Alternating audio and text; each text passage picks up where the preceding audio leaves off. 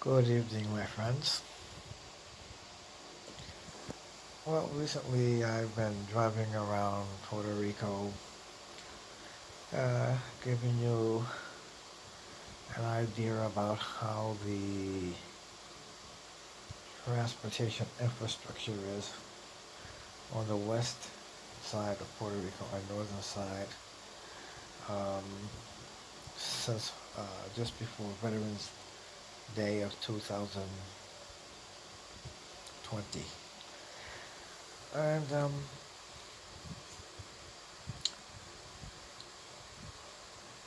tomorrow,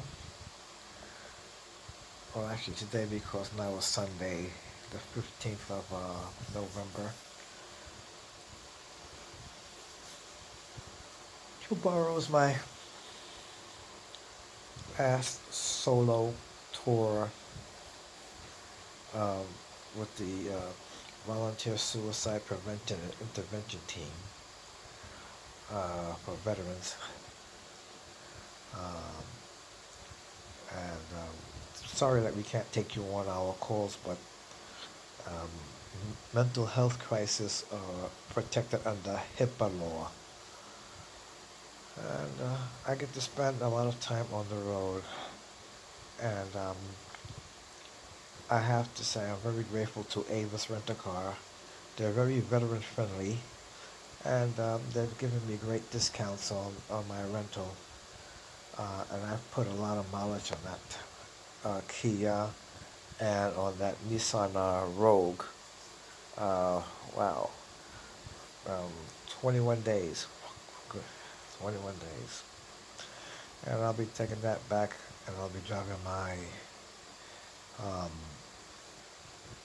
Old Faithful 2002 Ford Expedition. Um, it's not even a 4x4. It's rear-wheel drive. But it's a monster. She has 22-inch tires, uh, eight, uh, 8-cylinder, and she's originally from Florida. She was supposed to go to one of the county sheriffs who wanted a sheriff interceptor, and well, Ford does make the police interceptor, but he didn't want that badge saying police interceptor because the sheriffs are higher than the police.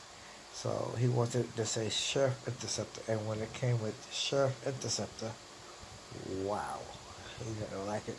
He put it up for auction. My friend bought it down here to Puerto Rico. Then my friend got transferred, sold it to me, and I was gonna take that badge off that said police interceptor. It's on the back of the Crown Victorious too. It was the first time I seen it on the expedition. I've seen it on the Explorer, the police Explorers. But then someone told me if I chipped away the badge, I might be taking the paint and have to go through paint the whole back uh, tailgate, and eventually repaint the whole car itself because the new paint will not match the old paint. So I just left it on there. Please don't give me a hard time with it. It's just that I had to learn a few tricks of driving a car that takes premium, especially when the price of gas was so high. So what I would do, I would put regular in, and I would buy some 104 octane booster and throw it in there and boost it to octane, or some a little bit of jet fuel and throw in there and boost it to octane, and that I save my money that way. Uh, but I was looking at the schedule for tomorrow or for today, for later on today, and my partners on the other side of the island, uh, we were trying to coordinate, but I do not like going up that mountain called Ajuntas.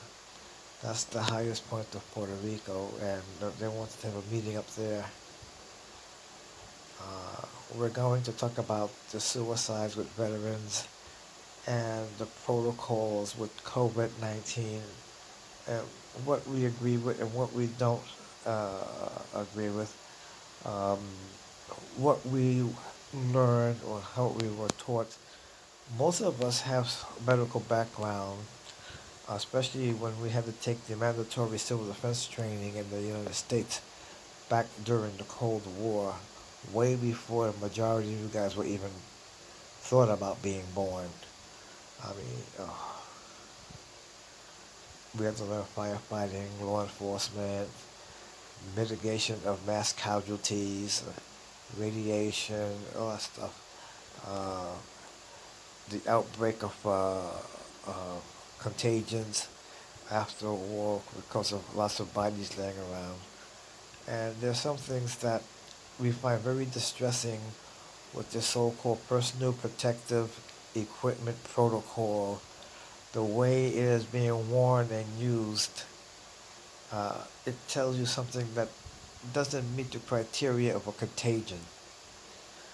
So we're going to talk about that.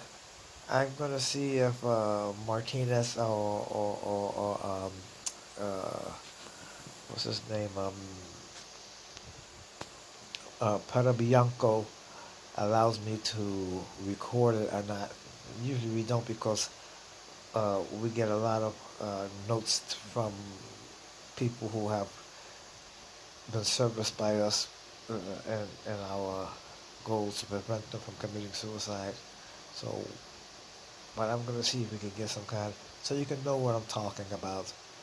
Uh, like I said, if you know anything about the medical field and contagions, when I was going through my training at the Greenpoint Hospital in Brooklyn, New York, uh, back during the Cold War, I remember I had to work on a floor where there was people in isolation, and I had to go through a double door.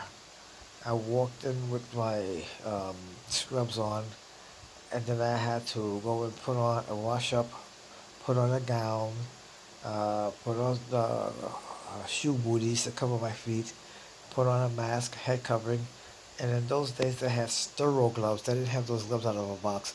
The sterile gloves came in a sealed packet. You had to really wash your hands and open them to wash your hands to put the gloves on, and then you couldn't touch nothing except the patient with those hands.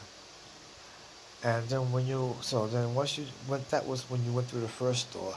Then you opened the door directly to the patient's room and you walked in and you interacted with that patient.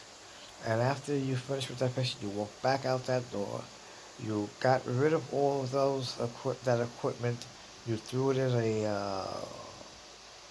a bin or a garbage can or whatever it was. Back then they didn't have the red and the color coded, but they had it was tagged with the biohazard symbol on it, where you threw everything into. Then you washed up and you went to the next room, and before you go into the next room, you went through the two-door barrier, what you call like a foyer, or the same you would do in a mud room in the house. Before you went to the house, you took off all your dirty stuff and left it out. So we would go back in and we would scrub up again and put on a new gown, new gloves. We would never touch the patient with the same equipment on. We would never go from one environment to another environment with the same equipment on. So what's happening is that we see people walking around with the mask. Now I carry several masks in my car and gloves. I will go. Let's say I'm not going to see a patient, but I have to go where masks are mandatory. And here in Puerto Rico, masks are mandatory everywhere. So I'm in the car and I don't wear masks. When I get out of the car, I put the mask on, and I would go into the supermarket. In the supermarket, I have masks and gloves, and I have some water to wipe things down. And I buy what I have to buy. I make sure everything's wiped down. I put it in the car. I take off the gloves. I take off the mask, and in some cases the shoe covering, and I throw them away. I do not wear that mask that I wore inside the supermarket in my car, and I definitely do not wear it in the house. So I don't see the logic of a doctor or nurse keeping the same scrubs, the same gown, gloves, booties, head covering, and mask on, seeing patient to patient. That looks like cross contamination to me. Uh, so we're going to talk about that because a lot of veterans feel that they have been hoodwinked, especially when you are under, well, not quarantine, but curfew. Here in Puerto Rico, we still have the 10 o'clock p.m. curfew, 10 p.m. to 5 p.m. And then on the weekends, when people are used to hanging out all night, yeah, it's going to be like the old Irish proverb: don't go spitting against the wind, for surely it shall blow back into your face. And that's what the government is doing with this. I'm not saying it's a hoax. A virus is a virus, and even a cough should be taken seriously. But I have seen in hospital settings where even the people, the phlebotomists who take your blood for blood testing, they won't change their gloves. They just get another needle and they touch the patient with the same gloves. Uh, this is a virus. What's going on here? I don't. When I go to the hospital and someone says, "Okay, I'm going to do this," did you wipe that blood pressure cuff off? Did you wipe that oxygen sensor you're going to put on my finger off? Please get some alcohol and do it. What are you talking about? Just do it. You're not touching me unless you do it. And please, don't use those gloves. When you use the gloves to wipe them off, get rid of them and put new gloves on. Did you clean that stethoscope off? Right? Don't touch me with the same gloves you touched another patient. Don't come next to me with the same mask you had on that you had on with another patient, because if the virus is out there, it's on the mask, it's on your head covering, it's on your gown, it's on your shoes, and it's definitely on your gloves. Change every time you see someone. Change your protective clothing.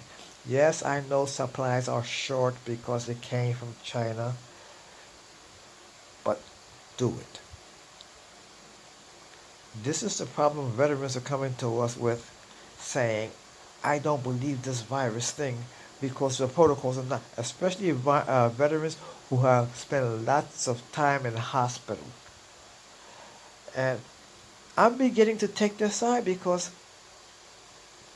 let's face it, doctor touches patient A, B, and C, and you're patient E, and they come to you with the same gloves, the same mask, the same gown, and they want to touch you. How would you feel? And I said, oh, well, it's a virus, but it can't be transmitted this way. Your skin is porous. That's, like I said, cross contamination. Cross contamination also is, let's take an example.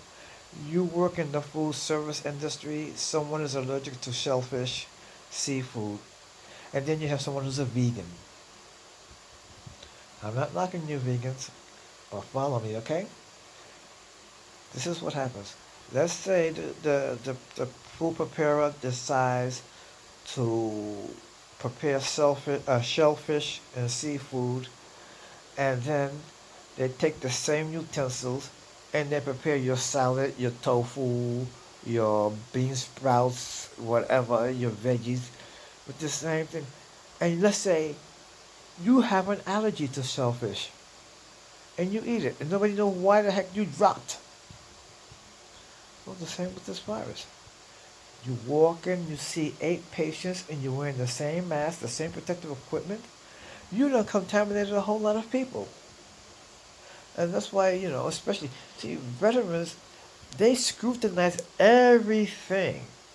They put things and they put it in a category and they try to figure out true or false, propaganda or indoctrination.